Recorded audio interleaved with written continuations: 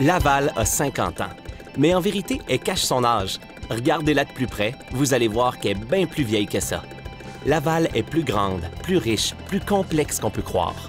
C'est la grande histoire du Québec avec une petite twist bien à nous autres. Vous pensez connaître ma ville? Suivez-moi donc 3 minutes.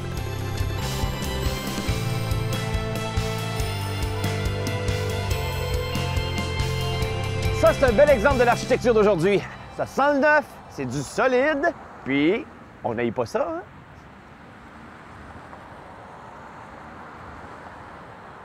Non? Vous êtes plus du genre patrimoine bâti, vous autres, hein? C'est ça que je pensais. Hey, suivez-moi. On compte plusieurs bâtiments historiques sur le territoire lavallois. Ils ont été érigés entre l'avènement de la Seigneurie, 1636, et le début du 20e siècle. Bon, je peux pas toutes les nommer, mais il y a la maison Joly, érigée vers 1767.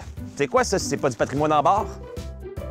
Il y a ici la maison Desjardins, construite vers 1740. Elle n'est pas classée, mais est vieille en petit pépère. Et la maison Forgette, érigée vers 1694, possiblement la plus vieille maison de Laval encore debout. Non? On va y aller vers des bâtiments dits classés par le gouvernement de bord. Oui.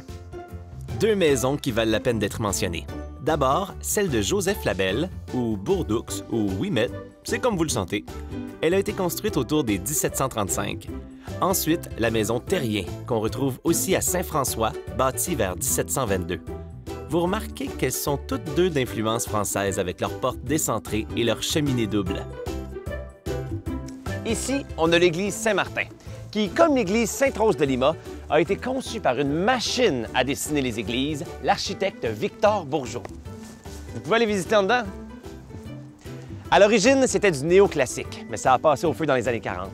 Ça, le néoclassique, ça a été inventé en réaction au style baroque et rococo, qui était jugé trop frivole puis lousse. C'était le retour à l'Antiquité grecque et romaine, qui était très droite, très beau, dans l'ordre et la morale. Chut!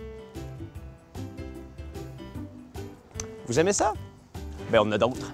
Regardez, l'école Mont-de-la-Salle à Laval-des-Rapides et le monastère du Bon-Pasteur. Full néoclassique.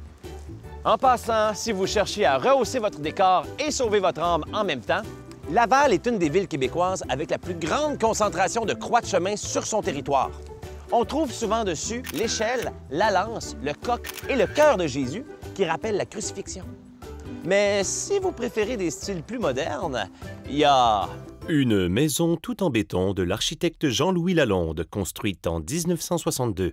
Elle possède un bas-relief de Charles Daudelin.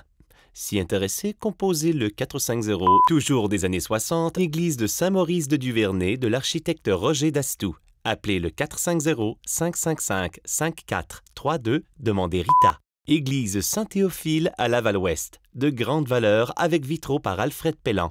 Composé après 5 heures, le 450-555. Pour finir notre visite, on va passer de lieu de pénitence à pénitencier avec celui de Saint-Vincent-de-Paul, qui a servi de prison fédérale de 1873 à 1989. Dans ces murs, il y a eu bien des émeutes, des incendies, des évasions, puis des prisonniers célèbres, comme Jacques Messrine et Richard Blasse. En plus, ils ont tourné plein de films ici depuis sa fermeture. Une belle grosse bâtisse néoclassique, devenue lieu historique national du Canada! Ça vous intéresse? Bref, ici, c'est plus que des bungalows. C'est de l'architecture ancienne et actuelle qui côtoie le classique et le moderne.